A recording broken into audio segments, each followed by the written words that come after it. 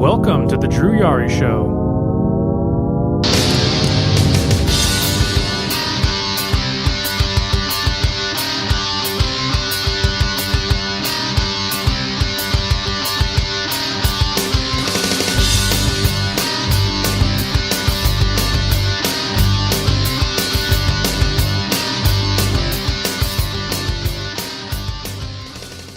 Hey guys, what's going on? It is Tuesday night, 9:03 p.m., January the 22nd, 2019, and you're in for another episode of the Drew Yari Show. I am your host, Drew Carey.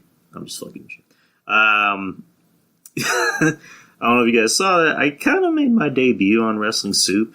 I mean, kind of. I mean, I left a voicemail. I never left a voicemail before. So I didn't know what to ask. I see a lot of people, they just leave like these kind of very unique voicemails. I just thought of the best thing I could. Got a good reaction out of the guys. So, I mean, that's all that matters. Yeah, Mish, he called me Drew Carey on accident, which I thought was fucking, like, amazing. But yeah, this is not Drew Carey, unfortunately. This is Drew Yard. How's everybody's day? Well, I mean, it's my day off. I didn't really do much. Basically just dropped my girlfriend off. Got something to eat, came home, and didn't really... I tried to watch something. I forgot what it was, but the Fire Stick was taking its sweet time loading. So I put on some Dave Chappelle stand-up special, and I'd already seen it before, so I guess I was just in some cleaning mode. So I went in the backyard and just picked up a couple of things there on lay on the ground, just to make sure our backyard doesn't look like a complete piece of shit. It just looks like a moderately piece of shit, if that makes sense. And watched Smackdown. I thought it was a good show. I didn't think it was terrible. Yeah, Smackdown was actually pretty good. It wasn't that bad. I guess I can just review it from top to bottom. Becky Lynch started the show. She came out. She had a pretty good reaction. I don't know if maybe they turned up the volume on her, which I don't see why they would do that for her, but she got a pretty good response from the crowd. You know, a lot of people say that Becky doesn't, get too much of a big reaction, which I guess I can agree. I guess it depends on the crowd. I don't know where they were tonight. I'm too lazy to look check, but I guess the crowd was into Becky. They were very pro Becky Lynch City. She came out, cut her usual shtick. Asuka came out, talked shit to her. Charlotte came out, talked shit to both of them, and then Asuka attacked Becky from behind, which led to this huge scuffle between the two, which ended with I forgot what happened. Becky threw Asuka over the table onto the other side of the announcer's table, and goes to a commercial. It cuts right back to the backstage fight, where I guess they didn't think that was going to come up automatically. They just thought it was going to go to the crowd where they can promote the advertisements for the Royal Rumble, which is was it Sugar Smack cereal? Which I didn't even know that was still a cereal. I ate that when I was like in 8th grade, and that was a shitty cereal. And they just show like the advertisements over Becky and Asuka fighting, and they immediately took it off. So it's like, I just put on Twitter, I'm like, this backstage scuffle has been brought to you by Sugar Smack cereal. Yeah, moving on. What was the next segment? It was Naomi versus Mandy, which I didn't care about. I was actually purposely keeping myself busy while this was happening. I had no interest in this match. The segment from last week where Mandy was trying to seduce Jay, quote unquote, if you want to call that seducing, wearing what looked like pretty much like a bathing suit, like a very safe, PG-looking bathing suit. I mean, she looked good, I'm not gonna lie, but if that was her trying to be sexy, then what the fuck? The same week with Alexa Bliss showing her bare back, which is supposed to be sexy, I guess. Yeah, and it culminated in this 5-star classic, which, Mandy ended up winning. Again, I just saw the ending. I didn't really pay too much attention to the majority of the match for obvious reasons. Mandy's good to look at, but her wrestling ability is not very good. And Naomi's a sweetheart. She's not terrible in the ring, but she's not exactly someone that I'm going to pay money to watch, or I'm going to take time out of my day to watch. So there's that. What was the next match?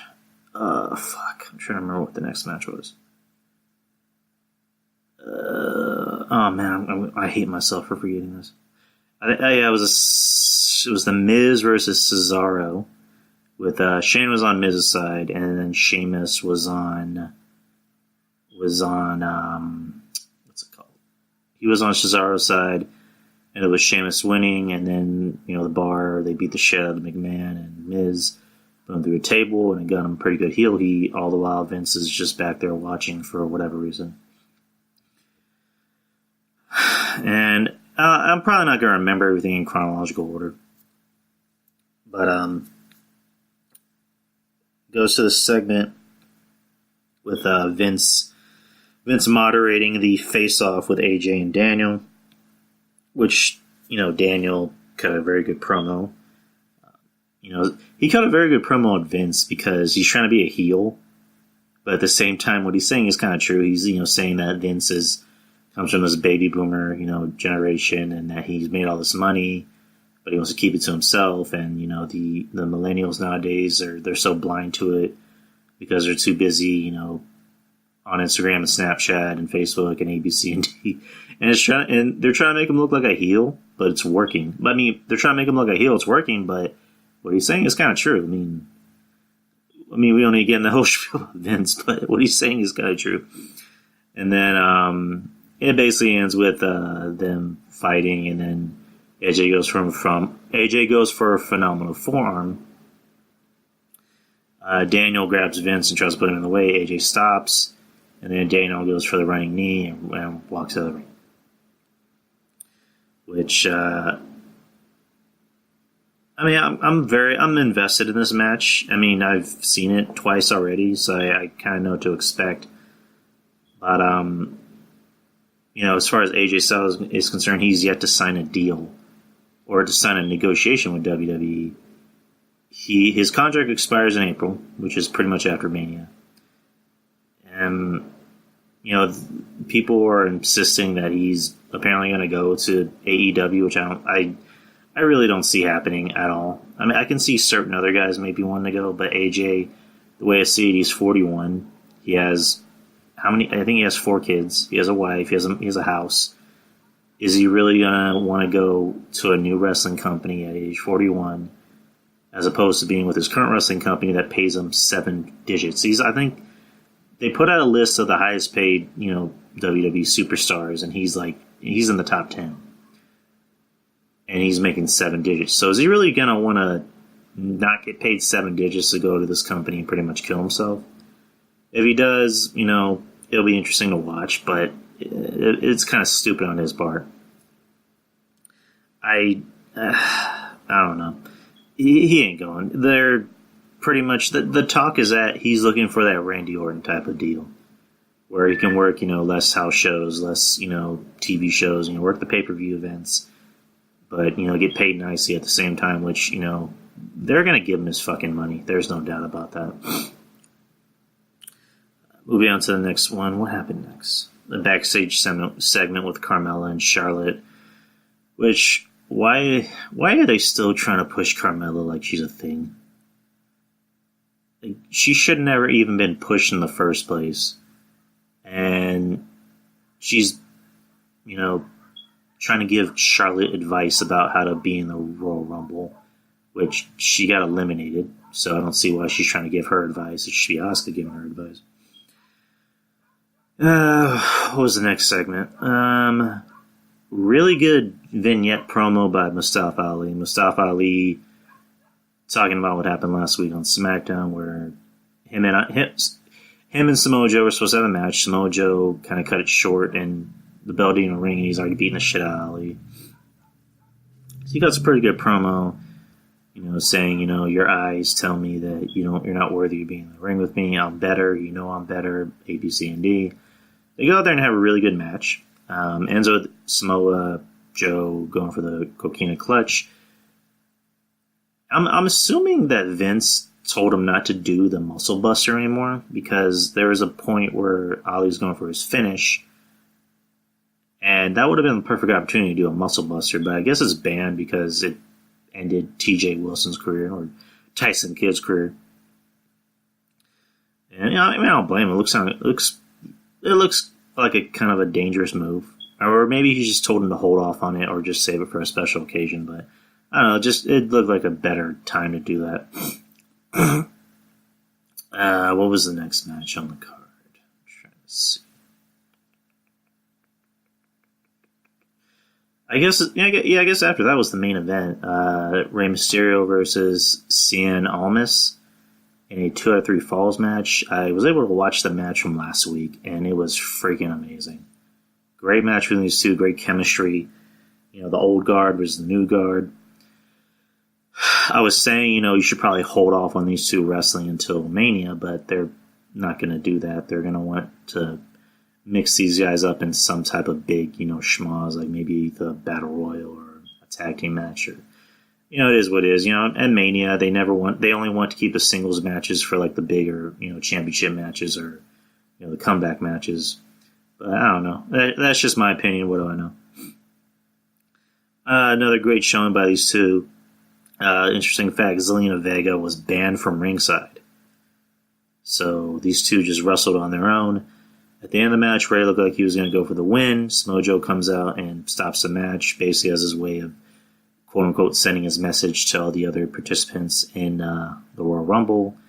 As he's talking, Randy Orton comes out of nowhere off screen and RKOs him, which I thought that was interesting. They decided to close the show with Randy.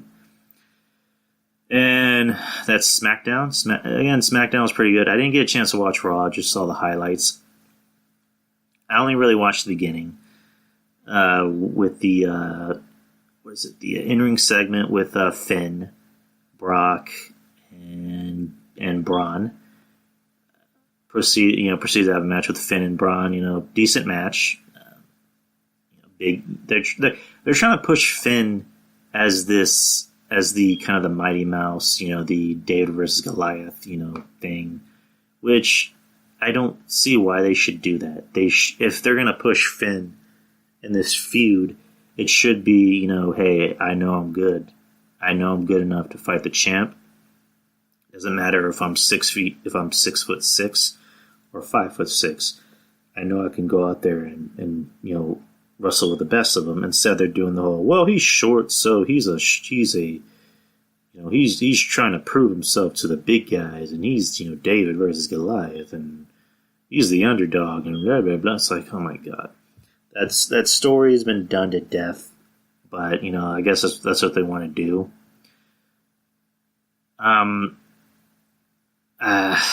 Just seeing Finn in the ring with those guys is it's painfully obvious that he's not going to win. I mean, he's already came out and said that he's not going to use the demon gimmick. Which, if you're going to use the demon gimmick, why not use it now? This is a championship match. This is a This is a Universal Championship match at one of the biggest, pay-per-view events of the year. Probably the second biggest pay-per-view event out of the whole schedule. And you're not going to use the demon gimmick. Apparently, he said that Vince told him not to rely on it too much, which I'm like, he's barely even fucking used it.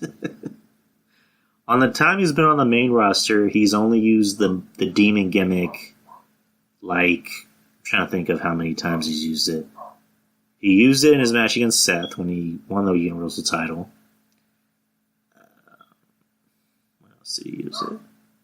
He used it in the match against AJ at TLC when AJ had to replace Bray. And then he used it against Baron Corbin recently, so he's been on the main roster for about 2.5 years, and he's only used the demon gimmick 3 times. So, I don't know. But we'll get into the Royal Rumble predictions later on. Right now, I'm just going to do what I usually do. and that's Deliver the News. The news I gathered all on my own from other news websites. Where should I start? Should I start with Punisher? Yeah, finished Punisher Season 2, finally. Finished it yesterday. I liked it. The beginning is very slow and methodical, which I don't see why they have to go in that route, but, whatever. Basically, the show begins with Frank. He's kind of semi-retired as the Punisher, and he's in, some random-ass, hick town at a bar listening to country music, because the Punisher likes country music, apparently, even though he's from New York.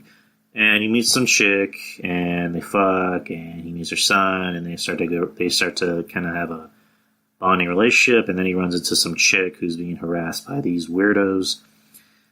And then he has to save her because he's the Punisher. And big bar fight ensues, and the chick that he was with, ends up getting hurt. She's fine. She ends up living, by the way. Anyways, turns out that the girl that he's, with, she's mixed up in some shit. And the people that are after her are part of some organization from these millionaire Christian, alt-right conservative douchebags, which is basically all of them, that are trying to silence her because they killed her friends, because apparently she was in possession of some very risque, troubling photos of their son, who was apparently caught kissing another man. And to them, that's a big no-no. So they're more. It all ends up being revealed that they were more worried about their image rather than how it looked to him, because they were ashamed of him, possibly being gay. So they sent after this hitman named John Pilgrim, who you see his backstory, and he kind of has an interesting backstory. He used to work for the mob, and he was, surprise, the most violent, crazy guy there. And John Pilgrim ends up having a pretty big fight scene with his former mob guys and beats the shit out of all of them, kills them all. And in the end, he kind of reverts back to his old ways. John Pilgrim, his character is he's a pastor living with his wife and kids. He's working for the Andersons as their hitman. He, is a reformed guy. He doesn't cuss. He doesn't drink anymore. He doesn't do drugs anymore. But he kills, which is weird. His whole thing is, I do what I have to do, for my family, and I love God and ABC and D. So, going back to Jigsaw, they kind of introduced Jigsaw, but not really. The Jigsaw in the comics, his face is all mangled and fucked to shit, where they decided to go with a different route, where the Jigsaw name comes from not how he looks.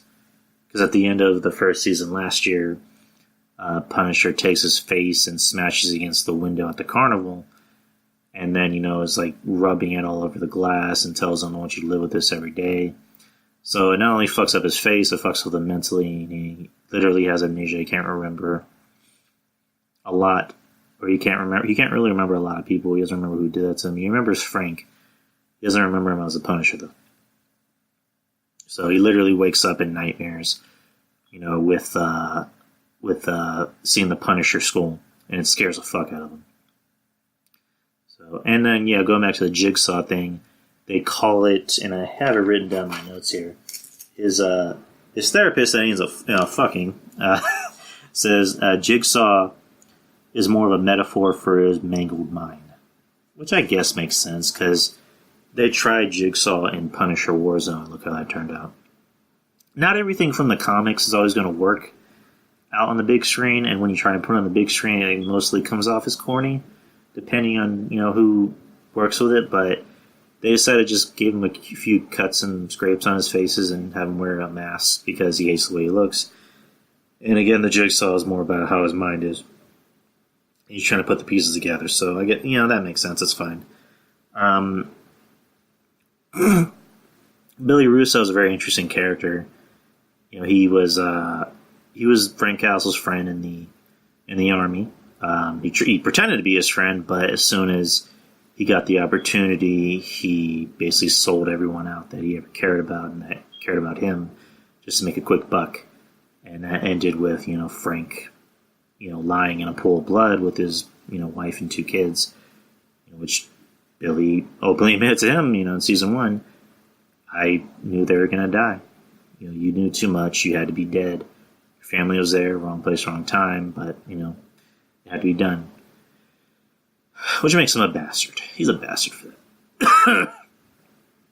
and a little bit's revealed about his childhood. As a matter of fact, not too much is revealed about his childhood. It's not like Daredevil or Jessica Jones or Luke Cage where they have flashbacks of the characters. In this one, they don't do They do flashbacks, but only of them as grown-ups. Like when they're in the military, when they're in the Marines, fucking shit up, and Frank is still thinking about his wife and kids. Which he has a very powerful scene later on in the hospital with Karen Page, which I'll get to. Yeah, with Billy Russo, he was a foster kid. He grew up in a home. He played baseball, and it's either his foster dad or the coach of the team he played for that molested him. So after he breaks out of the hospital, he goes after him and stabs him right in the heart. Which, Punisher's like, yeah, he killed a child molester. Well, woohoo. Good for him. We don't have any child molesters on this planet anymore, thanks to him. And in the end, he kind of starts recruiting a lot of ex army guys or military guys from Curtis's group. Curtis is a friend of the Punisher. He was in the same platoon as them, or same unit as them. So he's starting his own service to help ex-army vets, ex-military vets who have PTSD, and kind of help them, kind of help fix them. So Curtis is kind of like the moral compass to Frank. And he was the moral compass to him throughout the whole series. So yeah, Billy starts recruiting people from Frank's group or Curtis's group to start his own group to basically steal, take money, kill whoever gets in the way, do whatever you need to do, and it, in the end, or eventually, when they're trying to pull off another, I think probably one of their first big heists, Billy ends up running into Frank. He sees him, and he has this look on his face like, "Oh, Frank, how you doing?" And then Frank, takes off, the disguise he has and shows that he has the Punisher skull, and Billy is fucking distraught. He can't understand why Frank did that to him because he thought him and Frank were friends. And then Dina Madani tells him, what I just said, you're a piece of shit. You sold out your friends to make money, and you're the reason why Frank's wife and kids were killed. And that shocked him. And in the end, he kind of made peace with that. He's like, yeah, I killed him. So what? What else? This is just quick. I'm not gonna go through episode by episode. Like I said, a lot of the show was really methodical and slow. It didn't start to pick up till the end, the last 4 episodes. And what else happened? I'm trying to think of what else happened. There was a big shootout at the warehouse where Russo's group is at. Russo knows Punisher's coming. So there's this kind of interesting scene where Punisher is in the basement, but Russo is playing music and turning the lights on and off at the same time. So that way, Frank can't see anyone coming. So you just have his goons are just shooting at him and hitting him and cutting him. So that way Frank is, pretty much getting the fuck beat out of him. He's on the ground. He's pretty much gurgling on his blood. Gets up and starts beating the shit out of anyone anyway because he's the fucking Punisher. Comes after Billy. Billy runs up in some random, I guess, it looks like a manager's office because, like I said, they're in a warehouse. They're like an old abandoned warehouse, so it looks like he goes into a manager's office. And, Frank shoots up the office. He goes in, he sees 3 dead women lying on the floor. He thinks he has something to do with it. And it's revealed later that before he got up there, Russo killed those 3 women. with a silencer to make sure Frank didn't hear it. So that way he can kind of fuck with Frank's mind, thinking, yeah, you don't just kill innocent, you don't just kill scum, you actually killed innocent people.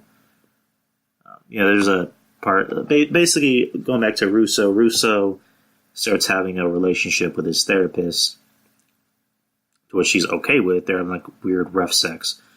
She tells him about Frank saying the best way to goat him, or the best way to break him, is to take away that part of him that thinks he's a good man, make him do something that he doesn't do at all, put innocent people in harm's way, and see what happens with that.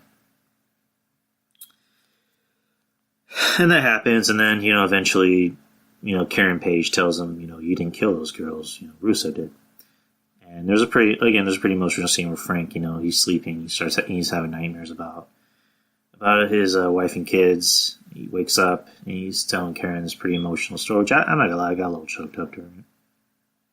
That was Karen Page's only episode on The Punisher, and the way it looks might be her last episode, or last ever venture as Karen Page.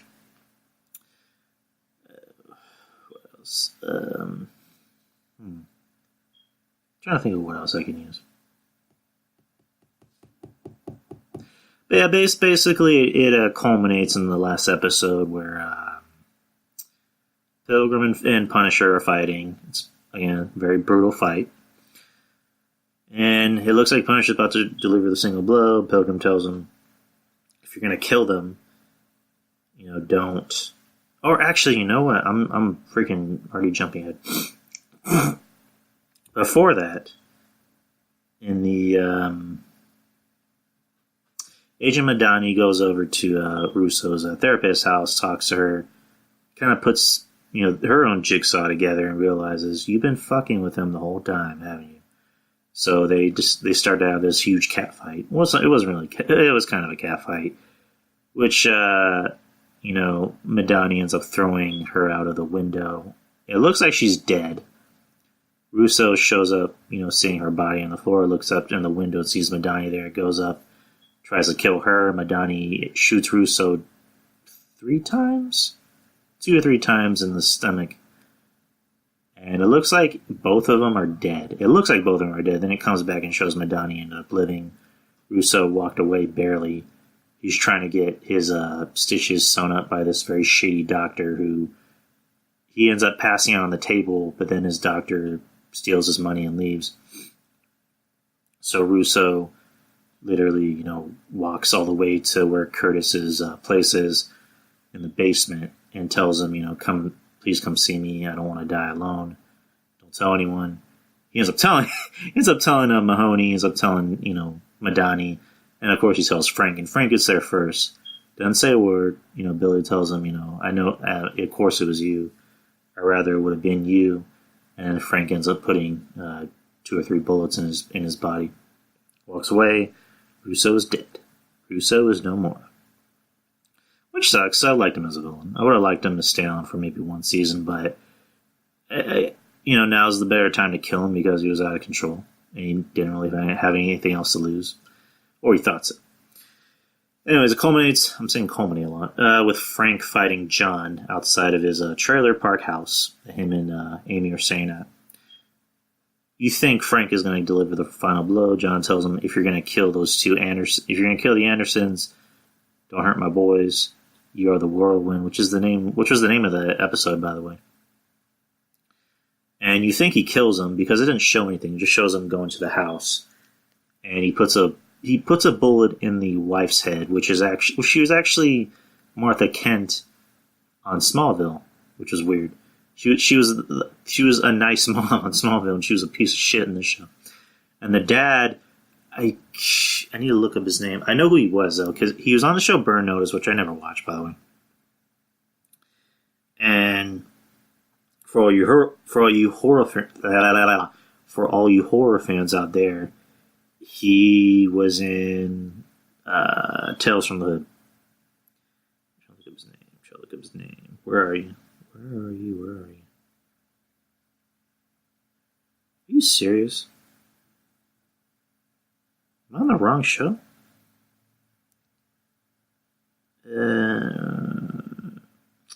hell are you? Okay. Anyways, he's not important. Yeah, he was in Tales from the Hood. He was in the part where he played the racist ex-Klan member who was running for governor, and he ended up being eaten and killed by, or killed and eaten by murderous ex-slave dolls. So that's where I remember him from. A lot of people remember him from something else. I remember him specifically from that. And he gives him a gun. He tells him what I was saying earlier about his son. You know, you're ashamed of your son. Your son's actually a good man. He's actually trying to make the world better. You're just a piece of shit. You're ashamed of him. You have two options. Put that gun in your mouth and blow your brains out, or don't.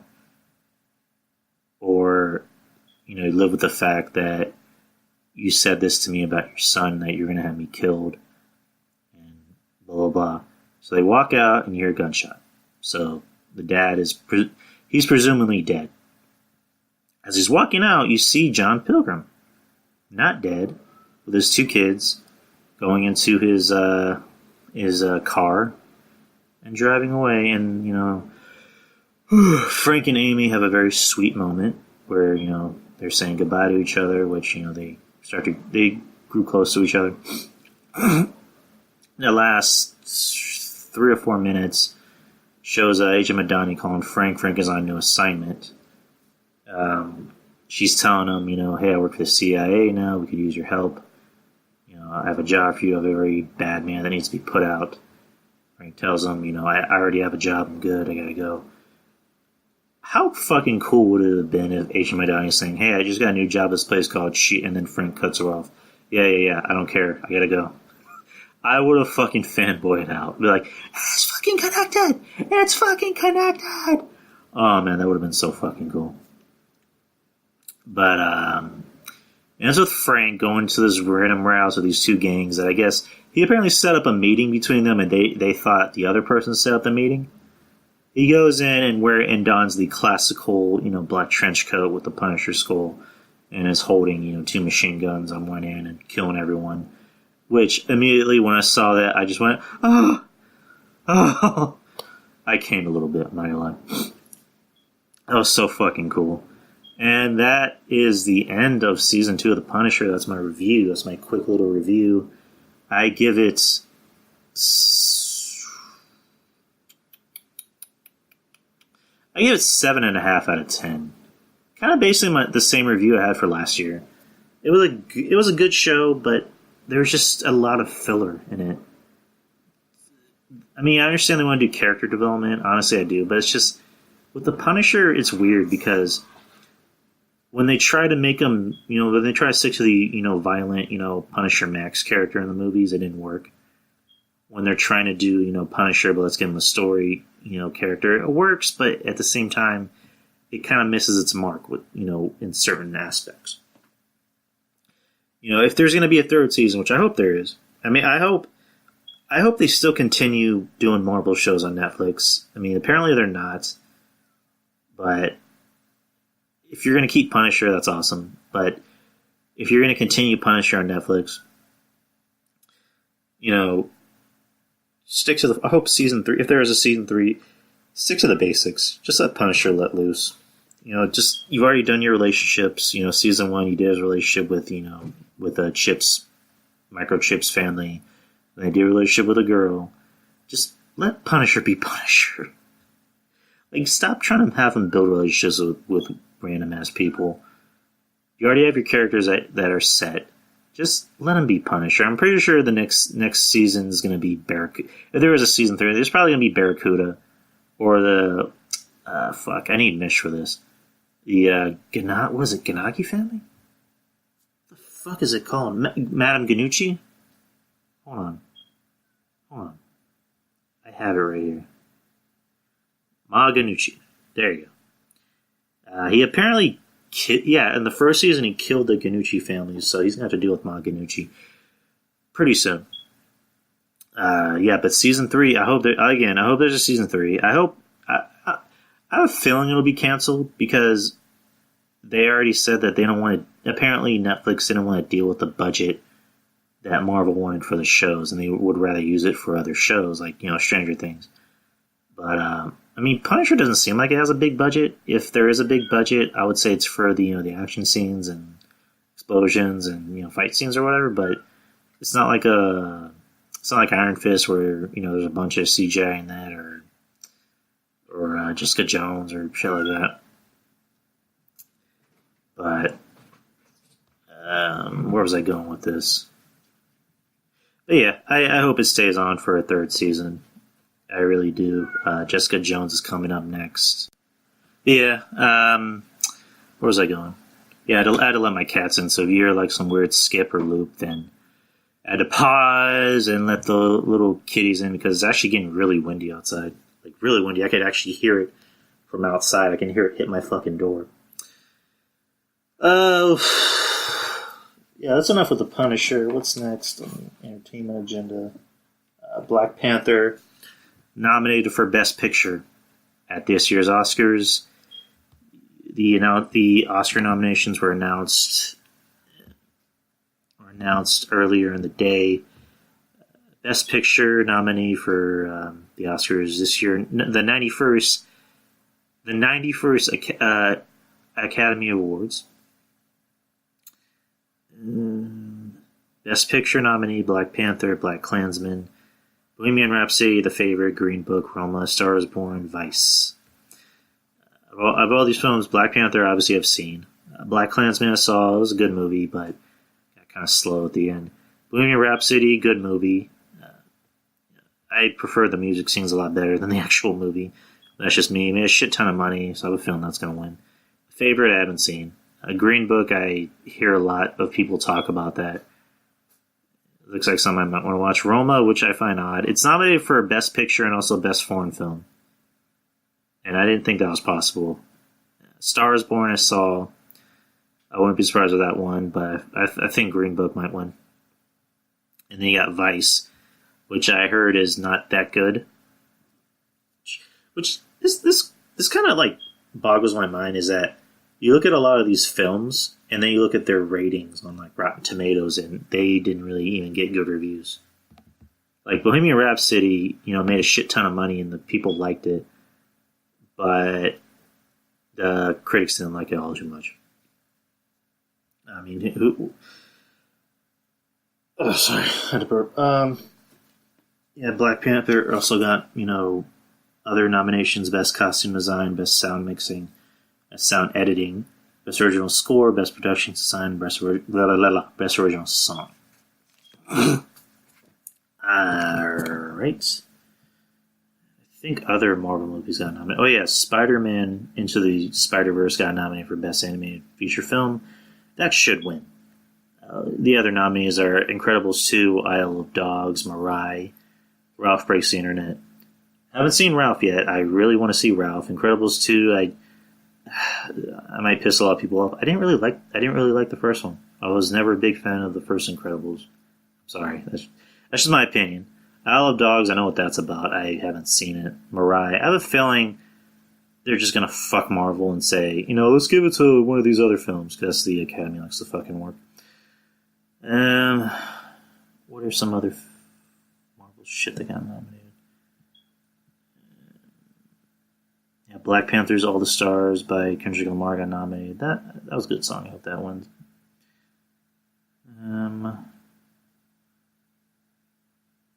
Let's see what else got nominated. Best Makeup and Hair Design. Best Visual Effects. Infinity War got nominated for Visual Effects. Which, that might... we'll look at the competitions against Christopher Robin, First Man, Ready Player One, Solo. Why is Solo winning? Ready Player One... I keep fucking my words. Ready Player One might win. Yeah, he has some pretty good graphics, but then again, Suicide Squad won for best costume or makeup, which that just boggles my fucking mind. So yeah, Black Panther.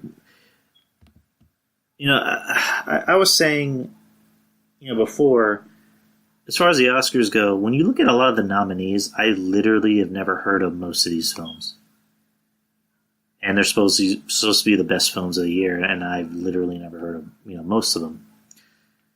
As far as the Oscars go, the nominees should really just be the films that people actually watched. and I'm not saying, Infinity War needs to win Best Picture or anything like that, but I'm just saying the best reviewed pictures and the films that people actually want to go watch. Okay, let me kind of backtrack.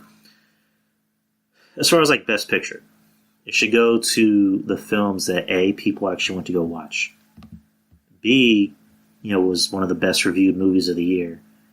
And C, made a dick ton of money. Did I just say 1, B, C? Who gives a fuck? But yeah, those three factors come into play. Let's go back to the nominations. Panther kind of fit all three criteria. People want to go watch it. It was one of the best reviewed movies of the year, and it made a dick ton of money. Was it Bohemian Rhapsody? Didn't really get too good reviews by the critics. People want to go watch it, made a dick ton of money. Star Wars Born, I don't know how much money it made. I'll look into that real quick, but Star Wars Born got good reviews from the critics. People actually want to go watch it. Roma, I don't know anyone that want to go watch Roma. I don't know anyone who wants to go watch Green Book. I know Draper is very high in this movie called 8th Grade, which, in his opinion, he says it's probably better than all the nominees. So, and I might need to watch that, pretty soon just to check it out. But I don't go on. I mean, I watch the Oscars as I'm a movie buff, and I want to check out what's going on and who thinks what is good. But again, I probably won't go on my way to watch most of these movies. Well, I mean, I've already seen most of them, but the ones that I've literally never fucking heard of, I probably won't go on my way to watch it. What's next? I already have the article up. DC's Batman movie is no longer going to be called The Batman. This literally just came out yesterday. On ScreenRant.com, standalone Batman movie project from Warner Brothers and DC is no longer being called The Batman, as previously believed. Directed and written by Matt Reeves, the film has been in development for quite a while now, with several reported production starts that didn't pan out. Now it's tipped to begin filming in November, supposedly with a brand new title. Ben Affleck was originally set to star, direct, and write the film, but the actor eventually dropped out directing and writing, handing those duties off to Reeves. Technically, he's still supposed to portray the iconic DC hero, but no official update on that has been released for a while, causing fans much concern. Little is known about the plot specifics of the film, A, B, C, and D. I'm looking at it right now. Untitled Batman Project, Action Adventure, Warner Brothers, A, B, C, and D. It's just basically what I just said. It's not going to be called The Batman. I don't know if they decided to change it. It just sounds like they did. Because for the longest time, Matt Reeves was calling it The Batman. And now it's going to be called something different, which I'm interested to see where this goes. This is the idea with it is that they're going to go with a younger Batman. Which I'm all for. Tell a new story. Do something different with the character. As long as we've had Batman, we've always kind of had this, I wouldn't say the same movie, but just different iterations and different outlooks of how his story is. If you're going to do a story, just don't do his childhood story anymore. Don't show his parents getting killed. We've already seen that 8 million times. I mean, they stopped doing that with Spider-Man. They don't even talk about Uncle Ben. I mean, they kind of briefly showed his name in the Far From Home trailer, but you never hear anyone talk about Uncle Ben. Because we've seen him die twice. And we've seen Batman's parents die 3 times already. So why do we need to see that again?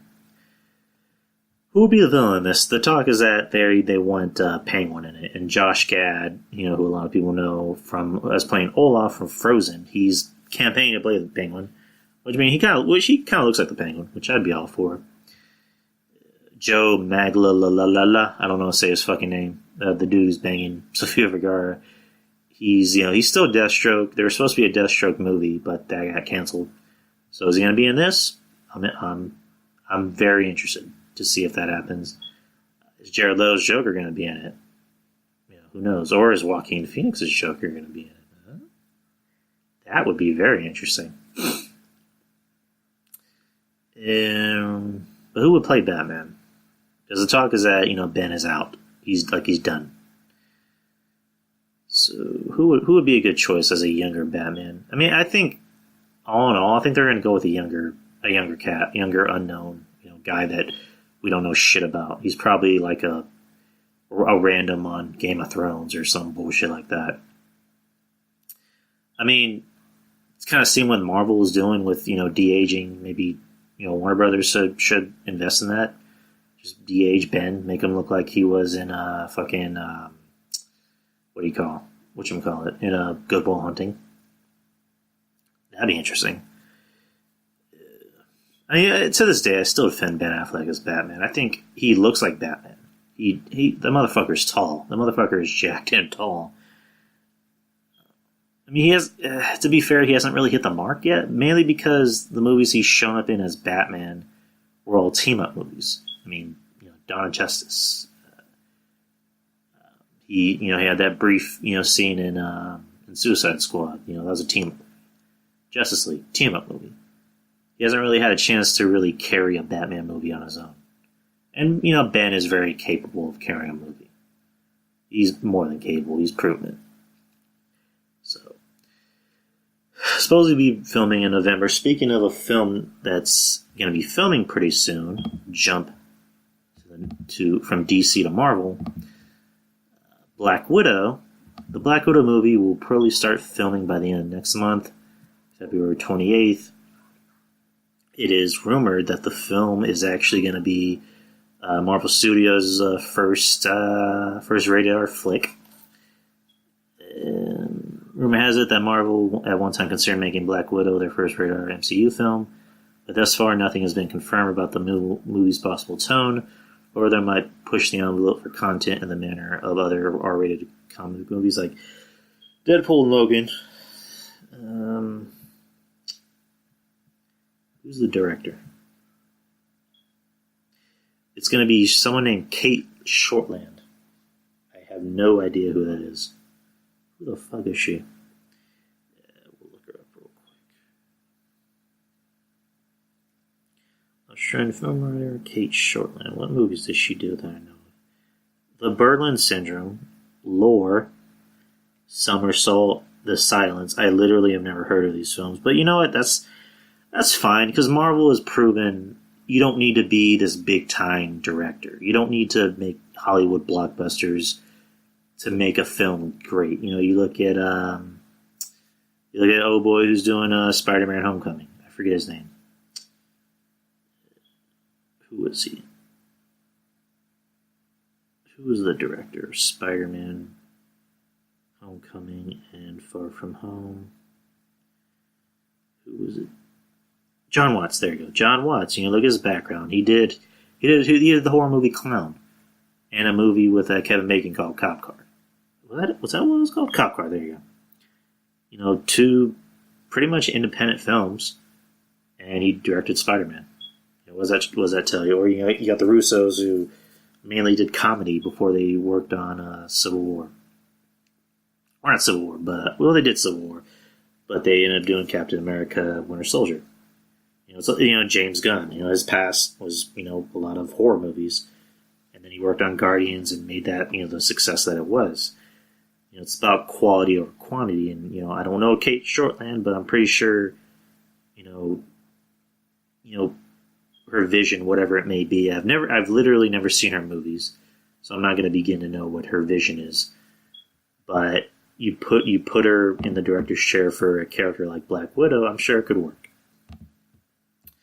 And then, what is it? There's more. The film is expected to shoot in Croatia and Miami, and production is expected to run through March.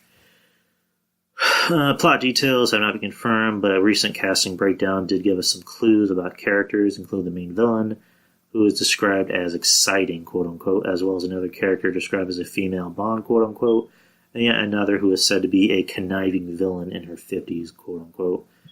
I don't know much about Black Widow's past. The only thing I know is she has connections to a lot of Marvel characters. She had run-ins with Winter Soldier, which apparently they had a thing going on. And then you got Hawkeye, who pretty much saved her, and then you got Nick Fury, who he has to be a part. Those three guys have to be a part of this movie somehow. Like, Black Widow had a big past, and she ran into a lot of Marvel characters. The comics, apparently Wolverine was like an uncle to her. That would be fucking interesting if Wolverine was in this movie. In a perfect world, Hugh Jackman comes back, and he, reprises role as Wolverine, not just in Avengers Endgame, but in this movie. And he shows up as like a uncle to Black Widow. That'd be so fucking cool. But yeah, those dudes. I don't see Wolverine being in this movie, but like Hawkeye and Winter Soldier, and then you got Nick Fury, especially Nick Fury. Those guys have to be in this movie somehow. It would make more sense if they did. And then I'm reading more news about the movie. As for the creative team behind Black Widow, the film has recruited Mission Impossible Fallout cinematographer Rob Hardy to shoot the film. That is fucking interesting, by the way. Perhaps hinting that it will have a big action element similar to the stunt-heavy Tom Cruise blockbuster. There's also been speculation about a possible Black Widow connection of Captain Marvel. After Black Widow, screenwriter Jack Schaefer received an unexpected writing credit on the other upcoming female-led MCU movie. At least one report about the movie's possible storyline has been shot down after it was revealed a synopsis that circulated on the internet was actually from an old Black Widow project that was shelved. And then, just reading the rest of this article, unsurprisingly, given Marvel and Disney's commitment to secrecy, details on Black Widow remain largely veiled in mystery at the present time. But with the films getting set to go before cameras as soon as next month, casting reports should come flooding in shortly, and with them will come many more clues about what Kevin Feige and company have in store for all the Black Widow fans who have been waiting so patiently for the character to finally get her own spotlight movie. I am fucking there on the very first day it comes out. I want it to happen. I want it to be good. It will be good. The MCU hasn't put out a bad film yet. I mean, the only bad film I'd say was Thor: Dark World, and that wasn't that bad, but just compared to everything else, it was bad. You know what I mean? Because we're so used to Marvel putting out hits, putting out good movies, and then when that comes out, it didn't really satisfy her. It didn't really satisfy us. Basically, it wasn't as good as we thought it'd be, but it's still better than DC's crap that they put out. Which they haven't put out recently. What else? What else is in the news?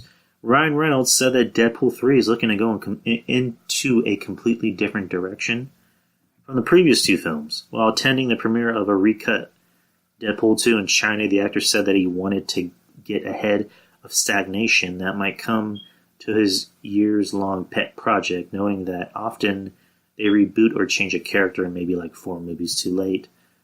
Complex.com, Reynolds joked all about the title of the third movie, nodding to the name that his fans used for the character in China, Little Jian Jian. The name roughly translates to Little Bitchy Bitch. So I'll take that Little Bitchy Bitch any day. It's the most fitting. In fact, Deadpool 3 should be called Deadpool 3 Little Bitchy Bitch.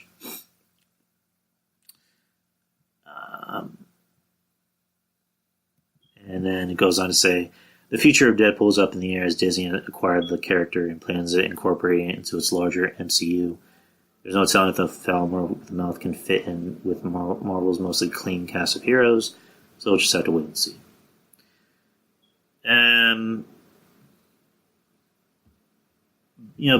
Bob Iger, who's the CEO of Disney, pretty much came out and said that, Deadpool is going to stay the way it is.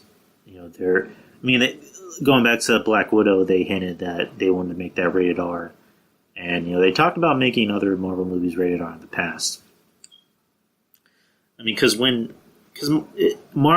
Disney has done rated R movies. If you go back to earlier episodes I did, me and Devin talked about, we did a bit where we talked about rated R movies that, Disney has done. Because they own other companies. They own other film companies. So they don't put out a rated R movie and it says Disney.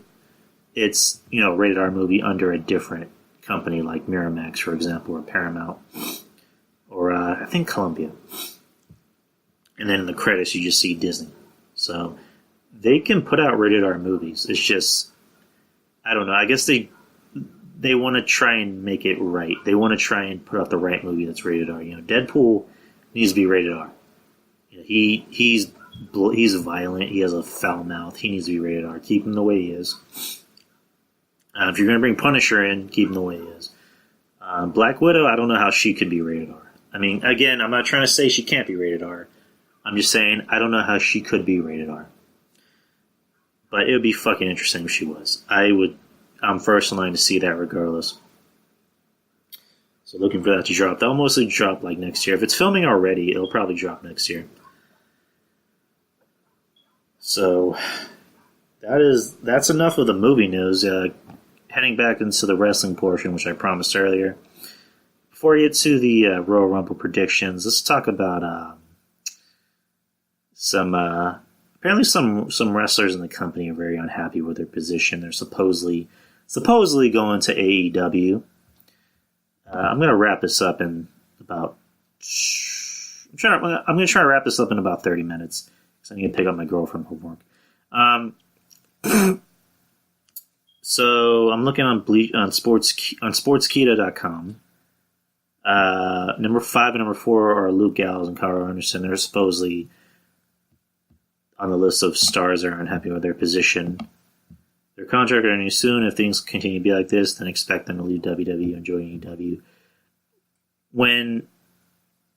And this guy's saying to be in interviews, not really. It's because the crowd doesn't really care about him. Like, Carl Anderson, I think, has more personality, more charisma, and maybe a little bit more of an upside than Gallows. Gallows is just big. Like there's really nothing to him. If you pair them with AJ or Finn, it could work. Maybe. I'm not saying it will. I'm saying it could. But if they leave, good riddance. It won't really change anything. What's number 3? We're on number 3 of stars there. Zack Ryder. If he is, then fuck him. Because this guy has made a living off of being a WWE superstar that's never been used. That's hardly ever been fucking used.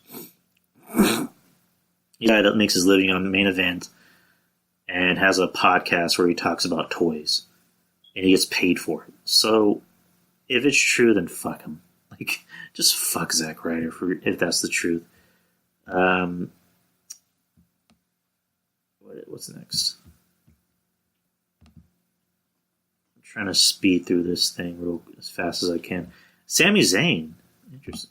That wouldn't shock me. Let's see why he's apparently mad. It's being rumored that Owens and Zayn will make their return soon. In my opinion, WWE should move both of them into the blue brand and turn face. They will not only shake things up, but also prove Sami's way to the top. So the creative WWE may try to please the Canadian driver by improving his position on TV and stop him from leaving. I can see Sami leaving and going to AEW. I mean, he won't, change the world or anything, but I can see him going there and thriving and being, something over there.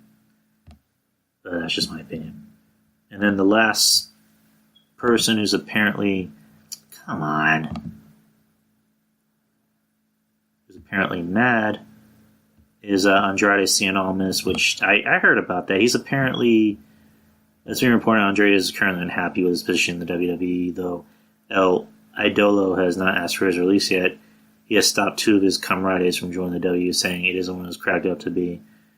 The reason behind his change to just Andrade is currently unknown, but the Mexican superstar had a fantastic match with Ray. I don't. Of all these names, there's really maybe a few that I buy. The underused superstars, or not really underused, but the ones that don't really matter. Like they're viable who've been on TV for a year, and it's not really their fault because when they first came on, literally one of them got injured, and then when the guy came back, the other guy got injured. So the reason why they were quote unquote, I guess, over in NXT was because they're kind of riding the coattails of Ciampa and Gargano. That's just the truth. And if they want to go, let them go. Andrade, I don't buy it. I mean, he's getting pushed. He's in a feud with Ray, and Ray's making him look like $1 million. So Andrade, I don't say that I don't see that he's unhappy. But if he's unhappy, then adios. Anyways, you see what I did there? Adios. Anyways, let's kind of end the show, like I said, after leaving a bit, with the Royal Rumble predictions. Royal Rumble is this Sunday in Phoenix, Arizona, at Chase Field. All right, let's go through the matches. Let's start with the bottom. Pre-show match: Rusev versus Nakamura for the United States Championship. Rusev is the United States champion. I think Rusev's gonna win.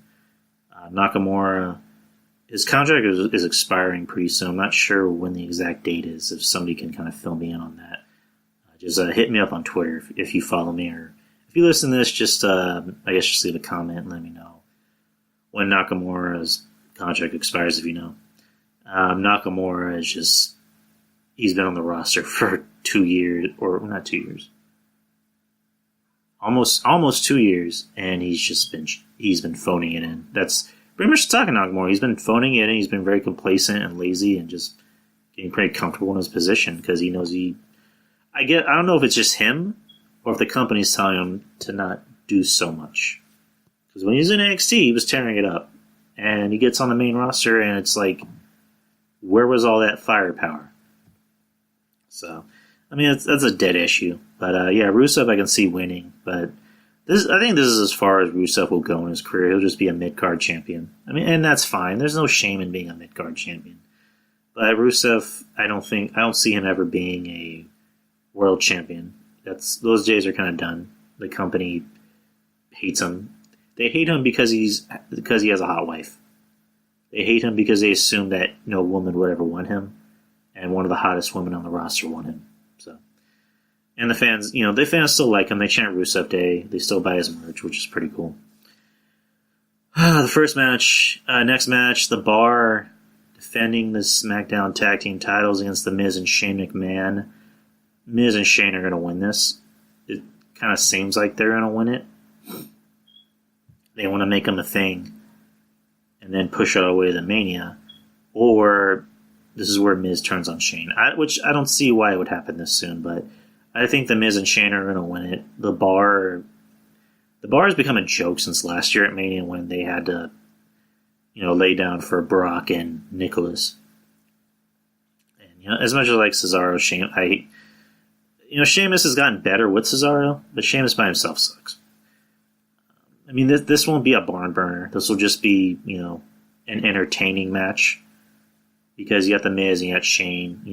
They're not very great. They're not great wrestlers. And yet Sheamus is not a very good wrestler. He's more of a brawler, and Cesaro's a good wrestler. So I think I can see Cesaro kind of picking up carrying, the weight during this whole match. Ronda Rousey defending the Raw Women's title against Sasha Banks. Who in the hell thinks Sasha's gonna win? And granted, Sasha is a better wrestler than Nikki Bella, that's for sure. But I don't know. I'm just gonna kind of throw up in my mouth to even imagine Ronda having a sell for Sasha, who's like the size of her leg, and she could easily just rip her fucking arm off in real life. I mean, it'll be a good match, like we've been saying. Like a lot of podcasters have been saying, Ronda's gotten a lot better. She gets better with every match. It depends on the opponent because, she had a really good match with Nia. She had a very good match with Charlotte. Maybe she'll have a good match with Sasha, which I think she can because I think Sasha's good, but her personality, has kind of rubbed people the wrong way. I can see Ronda's going to win. She's going to win with ease. Or not with ease. It'll be a good match. But, Ronda's not going to lose before Mania, that's for sure. She's not going to lose before Mania. Next match, Asuka defending the SmackDown Women's title against Becky Lynch. Well, they just gave Oscar the title, so I don't see them taking it off this quickly. So that means there has to be a fuck finish. Like what's going to happen in this match? I don't know. It's obviously going to be a very good match because you have two very kind of similar styles. You know, Asuka's more of a submission, wrestler, and Becky's more of a technical mat wrestler. I don't know. I don't know what's going to happen in this match because I think Becky is going to appear in the Women's Royal Rumble. She's going to win it. She's going to challenge Ronda Rousey. And then Charlotte is going to win some random-ass match to qualify as a number one contender against Asuka to make it a rematch, which I wouldn't mind seeing, by the way, because you look at that potential WrestleMania card for the two women's matches, Ronda versus Becky for the Raw title, and then you got Asuka versus Charlotte for the SmackDown title, which is a rematch from last year, which I wouldn't mind seeing. So that would be a very good lineup for Mania. But who's going to win this? So if Becky's going to supposedly enter the Rumble, that means Asuka is going to have to win. I don't know how she would win, though. She would have to win it. I don't know. Make her heel. If she's going to win, make her a heel. Make her win in a heel way. But I don't know. Next match, Daniel Bryan is the champ versus AJ Styles. Again, I don't know who's going to win this. I don't think AJ is going to win it. But I don't know. I don't know about Daniel winning it. This will obviously be a good match. I like how they haven't tried to sully this feud like they've done with the past feuds. You know what I mean? Like, it's like, oh, you like this feud? We're going to do it for 5 pay-per-views in a row. It's like, no, it's not like with Nakamura and AJ where AJ was pretty much carrying the load. You have two guys who can, carry their load. They can go out there and have a great match, they have great chemistry. They can go out there and have great promos with each other. Daniel Bryan is, the best heel in the company, that's for damn sure. His pricky, vegan hippie, gimmick works.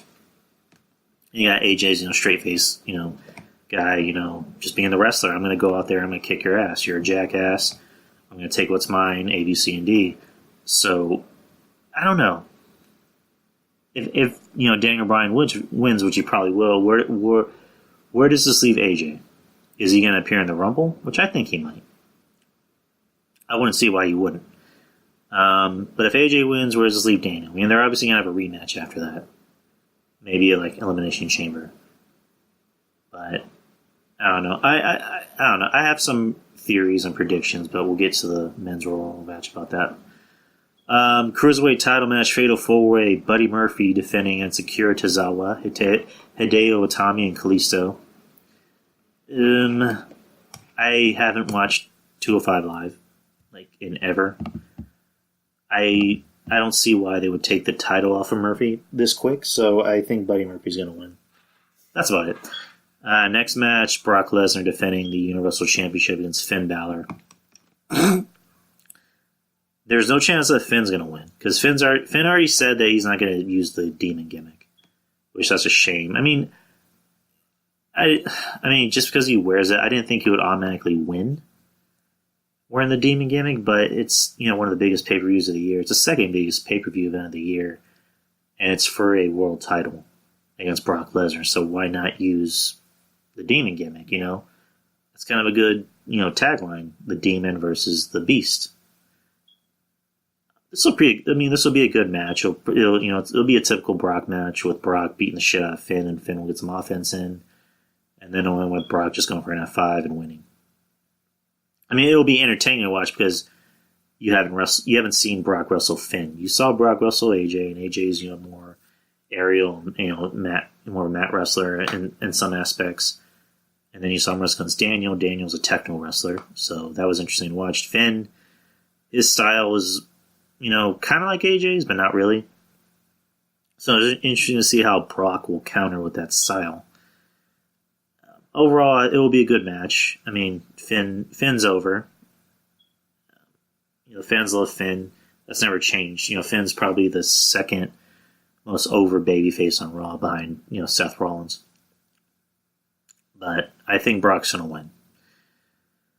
All right, 2019 Women's Royal Rumble match. Do I have a list of who's in it? All right. It's currently showing 23 of the 30 entrants have been announced for the Women's Royal Rumble match from Raw and Smackdown, and then free agent. It just says free agent. Let's go through all 23 contestants. Carmella, no. Ember Moon, no. Natalia, no. Hell no. Bayley, no. Ruby Riott, no. Liv Morgan, Sarah Logan, no.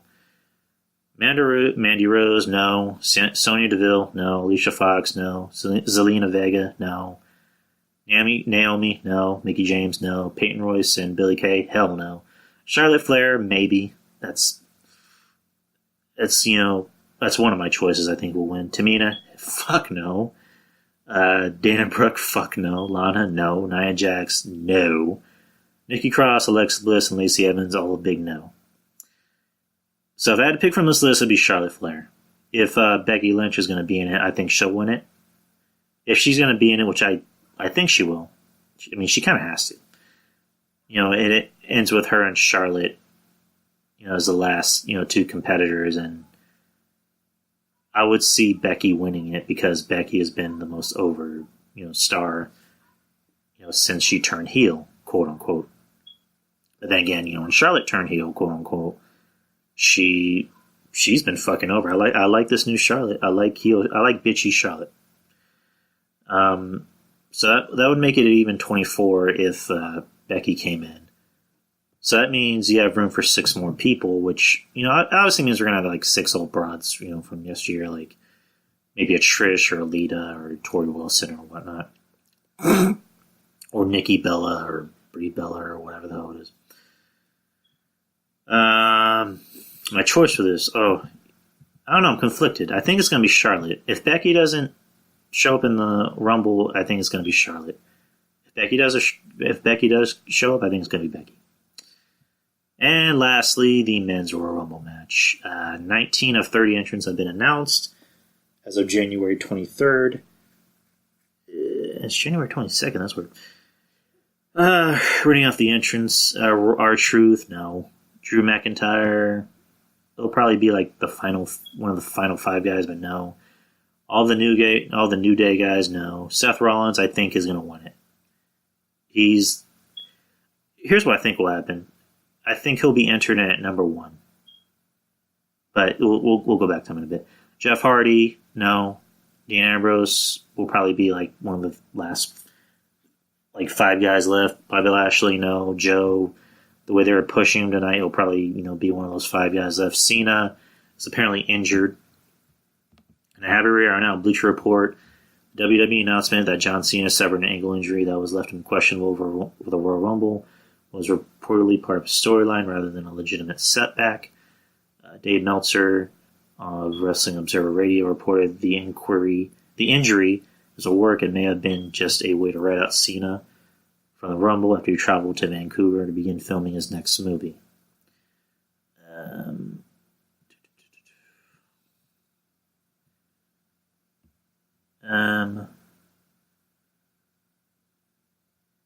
Yeah, apparently Cena's not going to be in it. Elias, no. Baron Corbin, no. Can Baron Corbin just go away? Jinder Mahal, no. And I'm just going to read off the rest of the list because it's all going to be a big no for me. Cruz, Andrade, Ali, Mysterio, and O'Neal are all no's. So if I had to pick the final 5 people who are going to be left in the ring, it's going to be McIntyre. It's going to be Rollins. It's going to be Ambrose, Samoa Joe, the way that they've been pushing him. And man, this is a tough decision. If Cena ends up showing up, he'll probably be one of those guys, or maybe Orton. Because Orton showed up at the end of SmackDown. So that makes it 20 people. So we got 10 more spots, which we're obviously going to see some debuts. I think EC3 is going to be in it more than likely. and Lars. So that's 21. And you got 9 more people, so it's either going to be some stars of yesteryear, or whatever you want to call it. But yeah, Seth Rollins, I think, is winning it. He's they've been pushing him like a motherfucker. He's the most over guy on Raw. So have him win it. Have him face Brock at Mania. Have him win it. Case closed.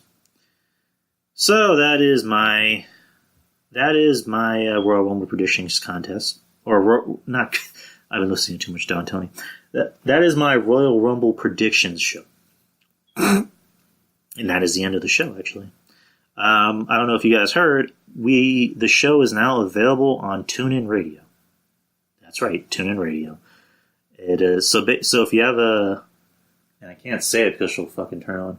If you have Amazon Alexa, you can find my show. Just look my name up and then ask Alexa for the Drew Yari Show, and it will show up on TuneIn Radio.